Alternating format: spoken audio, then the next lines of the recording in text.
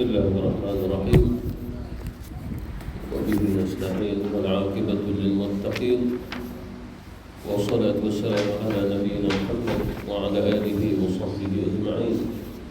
أشهد أن لا إله إلا الله وحده لا شريك له وأشهد أن محمدا عبده ورسوله وهو حبيبه وصفيه وخليله. أما بعد، السلام عليكم ورحمة الله تعالى wabarakatuh. 356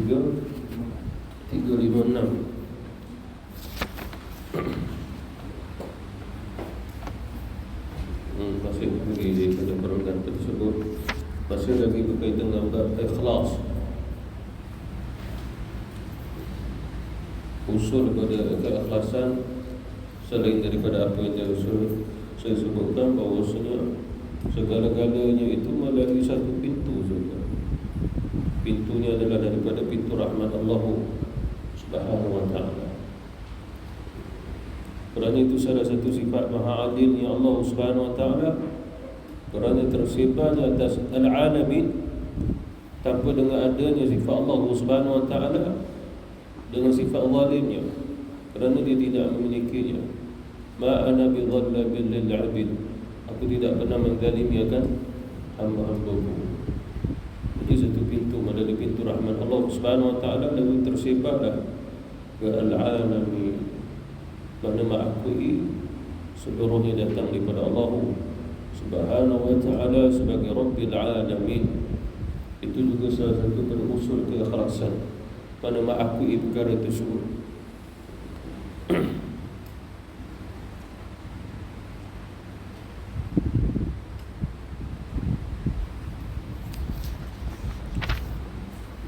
Bagaimana yang diceritakan kepada kami bahawa seorang lelaki daripada Bani Israel melalui longgokan pasir pada waktu ditimpa kebuluran, lalu lelaki itu berkata sendiri, jika longgokan pasir ini adalah makanan dan ia adalah kepunyaanku, sudah pasti aku akan membagi-bagikan kepada orang ramai.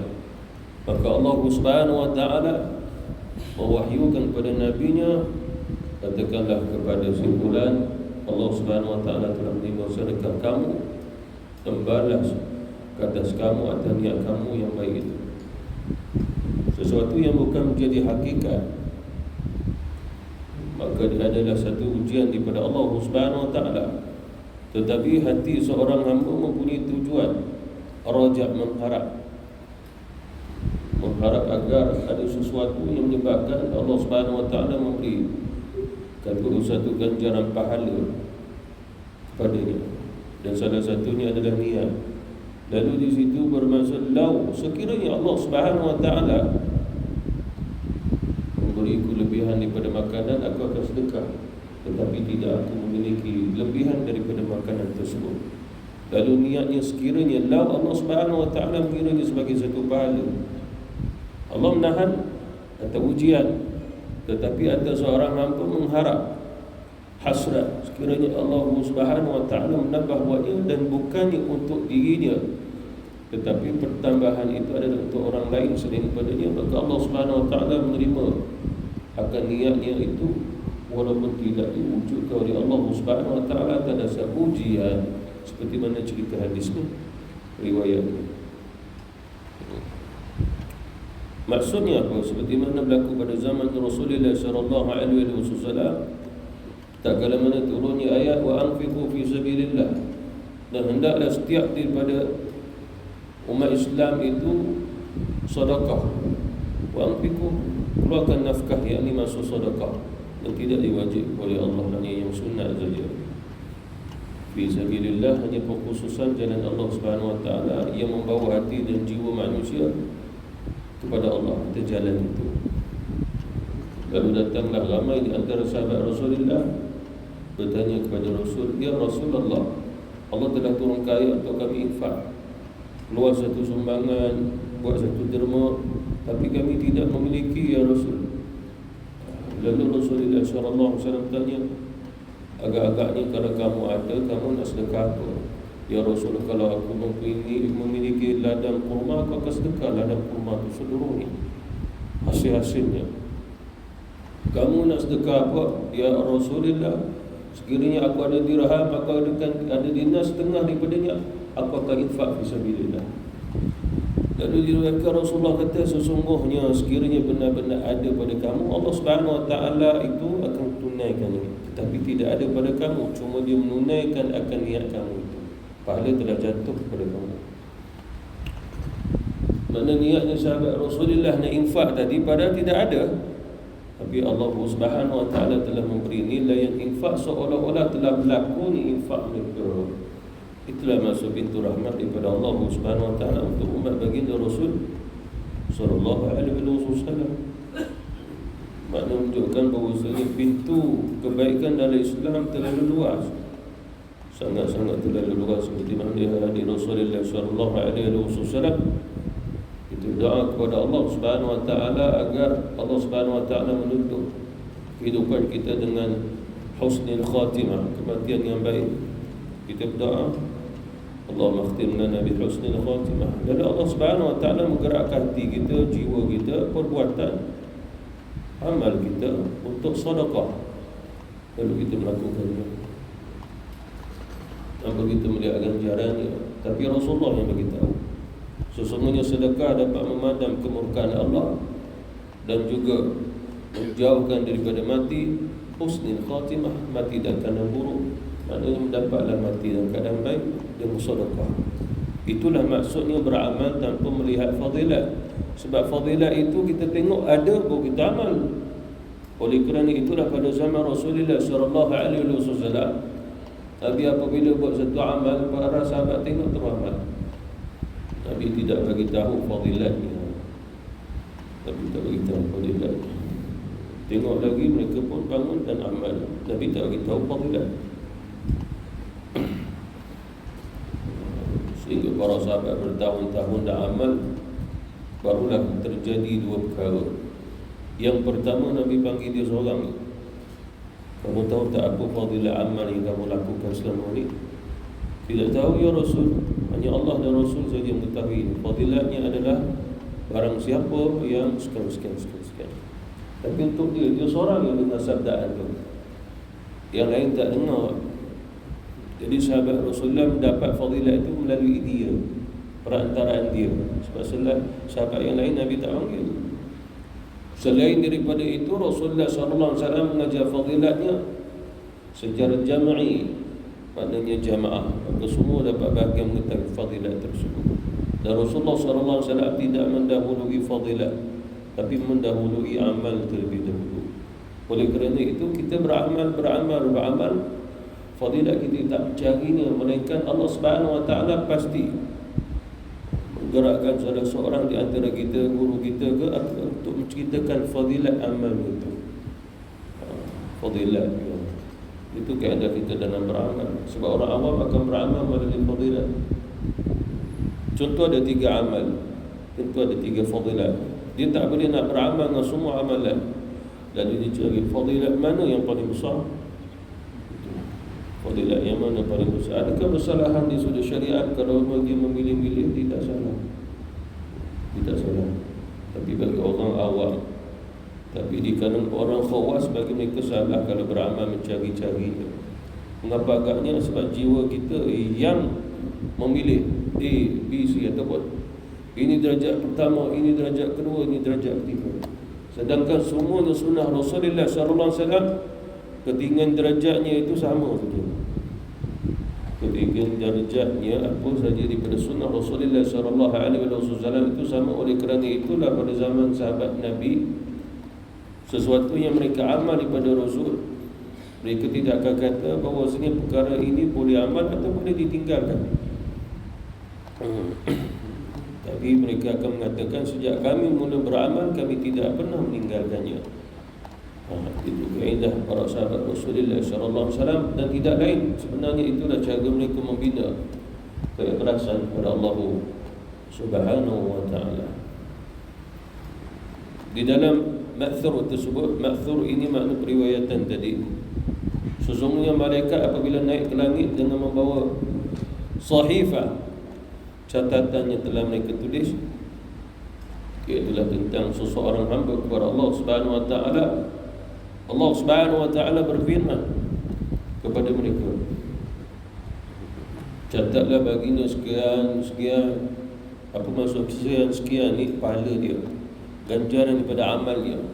Maka malaikat pun berkata, sesungguhnya dia belum lagi melakukannya ya Allah, tapi Engkau telah memerintahkan kami untuk menulis fadilatnya, pahalanya, ganjarannya, tapi dia belum lagi melaksanakan atas perbuatan fi'il, perbuatan. Allah Subhanahu wa taala berfirman, sesungguhnya dia diberikan sedemikian kerana dia telah berniat. Maknanya ilmu malaikat dia tidak tahu semua, melainkan yang Allah bagi tahu saja.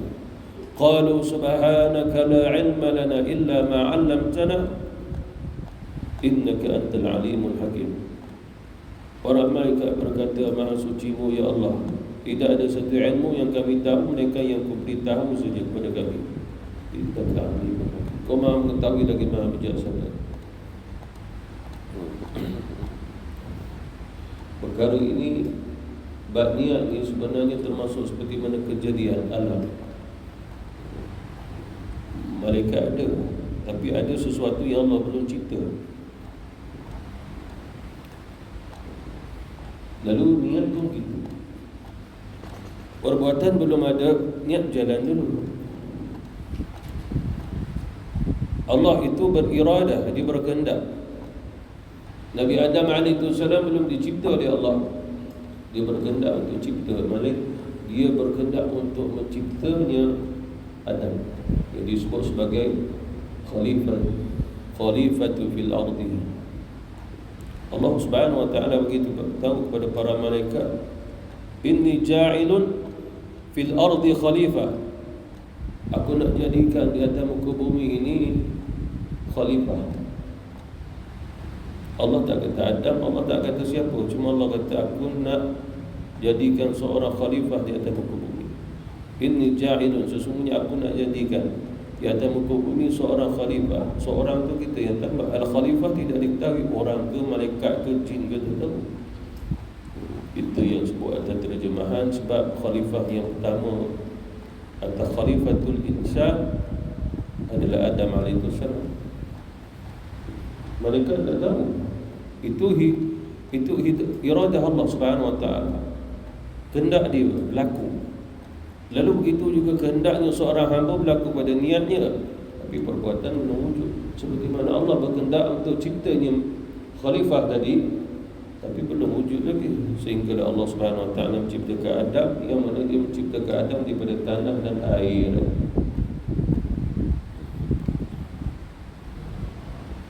Oleh kerana perbuatan niat manusia kembali atas iradah Allah, yang Allah bagi pahala. Itu pada kaedah sifat dia. Itu yang adalah hadis qudsi, sesungguhnya aku berjalan mengikut zanni abdi, sangkaan hambaku terhadap anni, terhadap aku.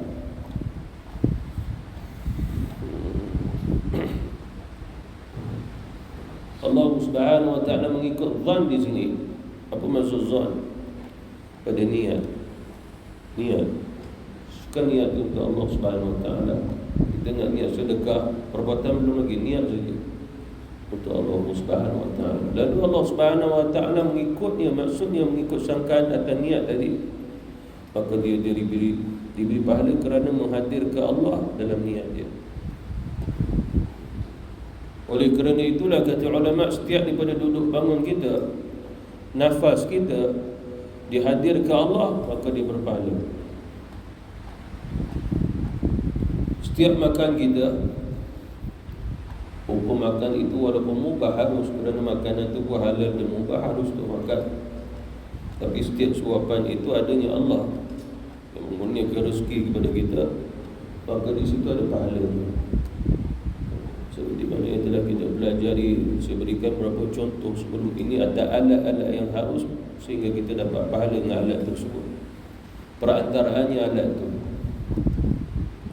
Lalu oleh kerana itu, berdasarkan riwayat tadi, seseorang yang berniat kerana Allah, maka Allah Subhanahu wa taala telah memberi ganjaran pahalanya. Seperti mana hadis qudsi, tidaklah seorang hambaku yang berniat untuk melakukan kebaikan, maka aku akan beri satu pahala kebaikan untuknya. Setelah dia melakukannya, maka aku berikan pahala seperti mana 10 kali lipat ganda amalan yang telah dia lakukan tu. Kata guru saya, kalau diberinya penambahan, maka ada 11 pahala. 11 pahala lah. Satu pahala niat, 10 lagi pahala amal, 11 bagi guru saya. Ada sebagian ulama' dia tak buat pengiraan 11 tu. Guru saya dia buat pengiraan seperti mana hadis tadi. Itu pasal apabila kita nak solat, kita niat dulu nak solat, maka pahala itu telah dapat. Seperti mana hadis Rasulullah SAW, tidak ada seseorang berwuduk niat untuk solat, dia berdiri belum takbir Allahu Akbar, maka solatnya telah sampai kepada Allah. Allah dah terima. Itu untuk umat Rasulullah sallallahu alaihi wasallam. Oleh kerana itu Allah Subhanahu wa taala tidak boleh nak disamakan dengan sifat makhluk. Mana ada atas dunia kita buat begitu atas makhluk. Atas Allah dia terima. Sebab dia maha kaya, dia maha hebat, dia maha sempurna. Dan dunia ini tidak sempurna, maka kita tidak boleh berbuat demikian.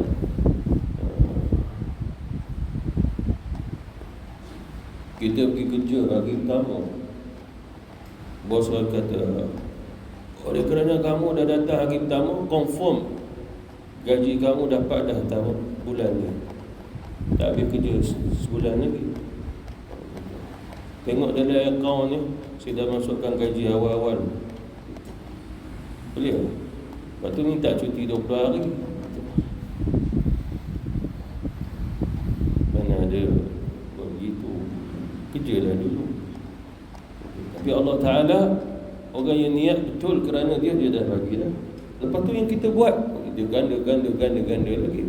Yang tak siap buat pun dah diberi pahala, apa lagi dah siap. Yang sempurna kita buat. Itulah maksudnya rahmat Allah Subhanahu wa ta'ala. Wa ma umiru illa liya'budullaha mukhlishina lahu-d-din 'unafa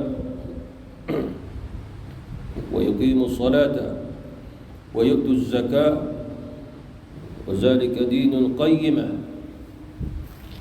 Padahal mereka itu tidak diperintahkan mereka supaya menyembah Allah Subhanahu wa ta'ala dengan mengikhlaskan ibadah kepada Allah, lagi tetap teguh di atas tauhid, dan supaya mereka mendirikan solat serta memberi zakat. Dan yang demikian itulah agama yang benar. Kebenaran itu sebenarnya ada pada setiap akal manusia, hati manusia, jiwa manusia. Bila ada sesuatu yang disepakati oleh akal insan, semua sepakat, betul, sama, itu dah ada satu kebenaran bagi manusia. Tetapi manusia berkaitan Allah Subhanahu wa ta'ala saja Tuhan, dia tidak mahu sepakat. Allah Subhanahu wa ta'ala bagi cinta pada manusia, lalu ada pula yang bawa cintanya kepada berhala, batu, kayu. Sedangkan cinta yang diberi oleh Allah Subhanahu wa ta'ala adalah dibinanya untuk Allah Subhanahu wa ta'ala. Jadi ini adalah ayat yang sempurna, yang menjelaskan tentang keikhlasan kepada Allah Subhanahu wa ta'ala. Seperti mana juga firman Allah, ala lillahi dinul khalis. Ingatlah, hak yang wajib dipersembahkan kepada Allah Subhanahu wa ta'ala, segala ibadat, ialah segala ibadat dan bawaan yang suci bersih daripada segala syirik kepada Allah Subhanahu wa ta'ala. Hal ini juga termasuk pada usul daripada keikhlasan kepada Allah Subhanahu wa ta'ala. Sabda baginda Rasulullah sallallahu alaihi wasallam, akhlis dinaka yujzikal amal al-qalil, luhurkan agamamu. Maksudnya adalah keikhlasan apabila kamu beribadah kepada Allah Subhanahu wa taala, saya diberi balasan kepada kamu walaupun bagi amal yang sedikit. Al-amal al-qalil, walaupun sedikit jangan dilihat, tapi di situ adanya rahmat Allah Subhanahu wa taala, yang mana Allah Subhanahu wa taala memberi ganjaran bagi orang yang beramal walaupun sedikit. Sedikit itu nisbahnya kepada kita, tapi bagi Allah Subhanahu wa taala, seseorang yang telah beramal tidak dilihat oleh Allah sama ada banyak ataupun sedikit. Kerana Allah Subhanahu wa taala apabila dia melihat amal pada hamba-Nya, bukan dia lihat sama ada hamba itu telah banyak beramal ataupun sedikit pada amalnya, tapi yang dilihat oleh Allah Subhanahu wa taala adalah hatinya telah dihubungkan oleh Allah, dihubungkan dengan Allah Subhanahu wa taala.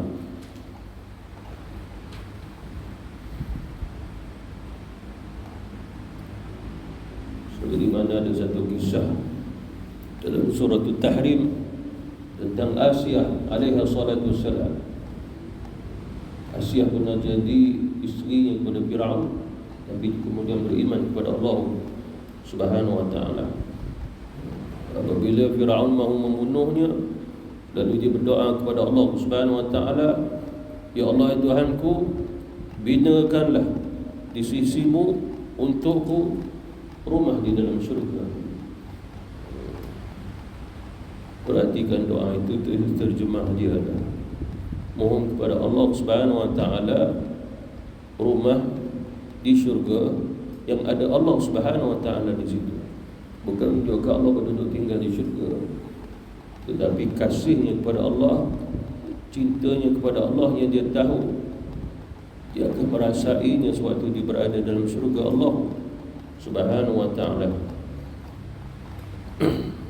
Sehinggalah sebelum detik-detik kewafatannya, dia dibunuh oleh Fir'aun, maka dia pun bersyair. Ia menyatakan bahawasanya bukannya cinta kepada syurga yang menyenangkan akan hatiku, tetapi adalah cinta pada yang menciptakan syurga itu kepadaku. Itulah Allah Subhanahu wa ta'ala. Itulah maqamnya keikhlasan. Maknanya dia tidak melihat syurga, walaupun begitu dia meminta syurga kerana Allah Subhanahu wa ta'ala meridai, merahmati di akhirat hanya mereka yang memasuki syurga saja. Tapi dambaannya itu adalah Allah Subhanahu wa ta'ala. Maknanya dia mohon syurga kepada Allah Subhanahu wa ta'ala, bukan dia nak rasa nikmat syurga, tapi dia mohon syurga kepada Allah agar dia dapat hampir, dapat mencintai, merasai cintanya Allah kepadanya suatu dia di dalam syurga. Faham? Faham tak tu? Faham? Saya pun tak faham, abang ni faham. Tu saya tanya 2 kali. Bukan mudah nak faham bahasa-bahasa macam ni. Bukan mudah nak faham. Faham kan? Ya Allah, binalah syurga di sisimu, buatku yang mana di situ rumah bagiku untuk menghampirkan diriku padamu, mendapat cinta daripada cintamu. Lalu oleh kerana itulah dia minta syurga. Maknanya syurga itu wasilah, bukannya pada pengharapan yang terbesar untuk dapat syurga dan merasa nikmat syurga. Dia nak Allah Subhanahu wa ta'ala. Syurga itu wasilah. Secara zahir seolah-olah minta syurga. Bila dapat syurga macam-macam kita dapat. Zahir macam orang banyaknya duit, macam-macam dia boleh beli. Tapi ceritanya Asiyah adalah tidak lain, syurga tu wasilah yang dia nak Allah. Bila seseorang tu dapat Allah Subhanahu wa ta'ala, bagi dia memadailah. Apa lagi nak dirasai nikmatnya syurga kalau Allah Subhanahu wa ta'ala itu sebesar-besar nikmat yang telah dia rasai. yang telah mengurniakan kesempurnaan nikmat. Rasulullah sallallahu alaihi wasallam ditanya tentang iman, lalu baginda Rasulullah sallallahu alaihi wasallam bersabda, wal ikhlasu lillahi, iman itu adalah ikhlas kepada Allah Subhanahu wa ta'ala, pun ikhlas hanya semata-mata kepada Allah Subhanahu wa ta'ala.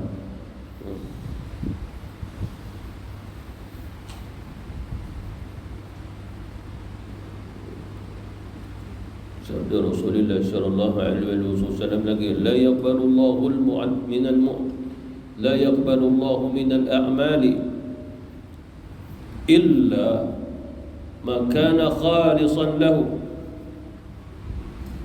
wabtughi bihi wajhahu. Allah Subhanahu wa ta'ala tidak menerima amal-amal melainkan amal yang dilakukan ikhlas baginya, makna semata-mata hanya untuk Allah Subhanahu wa ta'ala dan demi untuk mendapatkan keridaan Allah Subhanahu wa ta'ala. Sabda Rasulullah sallallahu alaihi wasallam lagi, ma akhlasa lillahi 40 yawman adhhara Allah yanabi'al hikmah min qalbihi ala lisanihi. Sesiapa yang ikhlas kepada Allah Subhanahu wa ta'ala selama 40 hari, nescaya Allah Subhanahu wa ta'ala zahir, mana zahirkan pancaran kebijaksanaan di dalam daripada hatinya melalui lidahnya. Dan lidahnya itu berbicara dengan lidah orang yang ikhlas kepada Allah, maka kembali balik pada lidah seseorang yang berbicara melalui kitab Allah dan juga sunnati Rasulullah sallallahu alaihi wasallam.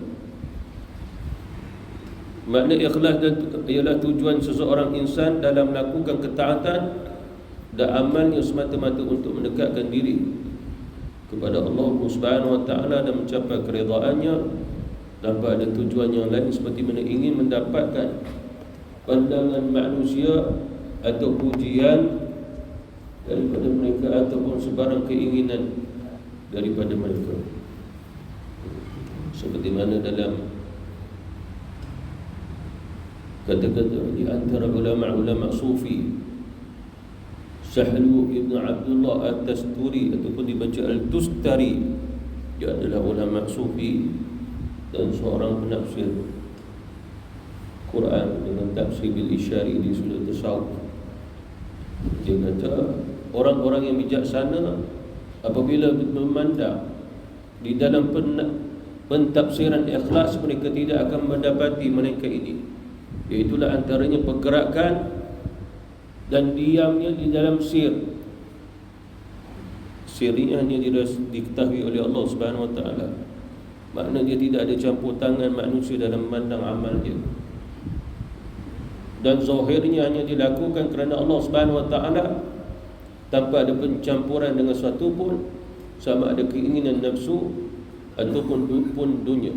Seperti mana kita mohon kepada Allah Subhanahu wa ta'ala syurga, mohon melalui ubudiyah, tapi tidak mohon dengan melalui hawa nafsu syahwat kita. Seperti mana kita mohonkan mahu kemewahan dunia, harta benda atau sesuatu habuan-habuan di atas dunia. Kita tidak boleh minta Allah Subhanahu wa ta'ala syurga dengan cara begitu, tapi kita kena mohon kepada Allah syurga melalui sifat ubudiyah, sifat kehambaan kepada Allah Subhanahu wa ta'ala.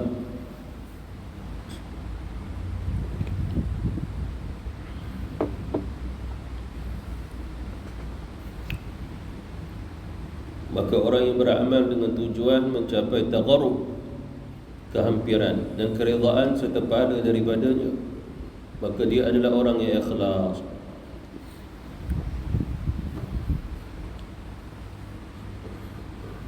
Sebagai ulama menyatakan bahawasanya keikhlasan yang paling halus daripada rahsia-rahsia kehalusan di dalamnya ikhlas kepada Allah Subhanahu wa ta'ala tidak lain melainkan ada tiga. Yang pertama, tidak memperhatikan amalnya. tak memerhatikan amal. Hati manusia ada satu, bila dia mematikan amal, Allah Subhanahu Wa Taala tak ada dalam amal. Amal perbuatan, dia akan melihat perbuatan, maka tidak ada Allah Subhanahu Wa Taala. Maka dia kena buang dulu amal.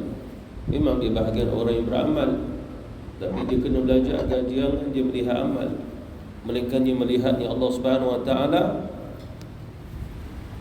dengan rahmatnya, sehingga kita boleh beramal. Itu yang pertama. Mana kalau sekiranya dia masih lagi melihat amal, maka dia buang dulu. Yang kedua, rahsia kehalusannya, keikhlasan seseorang yang beramal kepada Allah Subhanahu Wa Taala tidak lain, dia memperhalusi akan amalnya itu agar wujudnya salah satu beberapa sifat di dalam amal yang dia perlu merasai sifat tersebut, kerana keikhlasan tidak akan diterima oleh Allah melainkan melalui amal, kerana dia akan rasa melalui amal. Kalau dia tidak beramal, dia tak dapat rasa. Antaranya adalah sabar dan juga sidq, barulah akan wujudnya kejayaan pada al-ikhlas. As-sidq, kejujurannya, itu kesabaran. Bila dia beramal, dia dapatnya tu kebenaran dalam dia beramal. Dia rasa, dia tidak melihat amal, merasai dalam amal saja. Kemudian adalah sifat sabar sewaktu dia beramal. Dia merasainya untuk membawa kepada pembentukan ikhlas kepada Allah Subhanahu Wa Taala. Oleh kerana itulah seseorang yang beramal tapi meninggalkan kesabaran dan kejujuran dalam amal, maka dia tidak sampai pada keikhlasan dalam beramal. Itu telah disepakati. Seseorang yang beramal tapi meninggalkan kesabaran dalam amal, meninggalkan kejujuran dalam amal, maka tidak akan menghantar dan membawa kejayaan pada dia untuk membina keikhlasan. Keikhlasan itu wujud bila dia sabar, dan wujudnya sidq, kejujuran dalam amal itu. Ada dua sifat ni dia kena bina, barulah dapat keikhlasan. Dua. Yang ketiga, kehalusan dalam beramal sehingga mencapai darjat orang yang al-mukhlisin, orang yang bersih, orang yang betul pada amal, tidak lain melainkan mahabbah untuk merasai lagi dan lagi untuk beramal, sentiasa wujud dan semakin mengembang lagi. Bahasa orang-orang hari ini berbunga-bunga lagi untuk dia beramal. Tiga. Sebab kadang-kadangnya seseorang bila beramal, dia mencari bila nak habis. Bila masuk bulan puasa kita, bila nak habis bulan puasa, bila nak selesai. Kita tarawih, tengok jam 10 suku dah ni, berapa rakaat? Baru 2 rakaat. Allah, bila nak habis. Kadang khutbah, bila nak habis khutbah ustaz ni. Kadang kuliah, bila nak habis. Itu tidak berjaya membina keikhlasan. Itu bukan ikhlas. Seseorang yang berjaya membina keikhlasan, bukannya itu yang difikirkan. Harap je berterusan, janganlah ada penamat. Sebagaimana cuba kita solat tarawih di Masjidil Haram, dah selesai 20 rakaat, lepas tu bangun tu dah witir. Lepas tu kita kata seronoknya, rasa-rasa kalau sepanjang malam nak tarawih pun okey. Sepanjang malam nak tarawih pun okey. Apatah lagi kalau imam Masjidil Haram kekasihnya. Kekasih ni imam Masjidil Haram pula. Itu contoh lah. Tak selesai, nak lagi. Kadang-kadang pengalaman saya pun kita pergi semayang kat Masjid Sri Tali. Satu malam dibaca lebih 1 juzuk. Dah habis dah 20 rakaat. Tanya, dah habis dah 20 habis. Aduh, rasa tak mau nak lagi lah. Seronok semayang kat sini. Jadi itulah maksudnya ada pembinaan keikhlasan tu, dia nak lagi, dia berkembang lagi. Itulah maksudnya 3 sifat yang lebih diperhalusi untuk ini semua ahwal rasa. Dia tidak lihat dengan perbuatan, dia rasa. Itu pasal ada seseorang rumah dia dekat dengan masjid dengan surau, dia datang situ. Dia datang pergi jauh-jauh disebabkan situ dia rasa. Dia rasa tu. Dia jauh dapat membina keikhlasan di tempat tersebut. Adakah salah? Dia tidak salah kalau kata ulama, kalau ada kaitan untuk membina kerohanian dia, itu tidak salah. Untuk membina kerohanian dia tidak salah. Seperti mana kata Imam Syafi'i, pada zaman Imam Syafi'i ada juga al-qura' yang riak, membaca Quran yang riak. Bila solat dia susah nak khusyuk, terasyik dengan lagu, nak membina khusyuk susah. Akhirnya Imam Syafi'i berfatwa, kalau kamu dapat solat di rumah lebih khusyuk, ikhlas kamu dengan Allah, kamu solat dan tarawih di rumah. Fatwa Imam Syafi'i. Kerana apa? Kerana keikhlasan itu jauh lebih besar daripada amal jam'i yang tidak ada keikhlasan. Lalu kata ulama berkaitan keikhlasan, kalau perkara itu sunat, binalah atas diri itu secara ifradi, maknanya atas sendiri dia. Sebab ini nak membina keikhlasan. Walaupun itu dia boleh juga membina suatu jam'i, jamaah. Ada seseorang dapat membina rasa keikhlasan tu bila jamaah, tapi bila dibuat seorang-seorang susah. Contoh kita solat tarawih sendiri di rumah, kita pun tertanya-tanya nak baca surah apa. Surah ni aku tak hafal. Aku hafal 4-5 surah terakhir Quran je.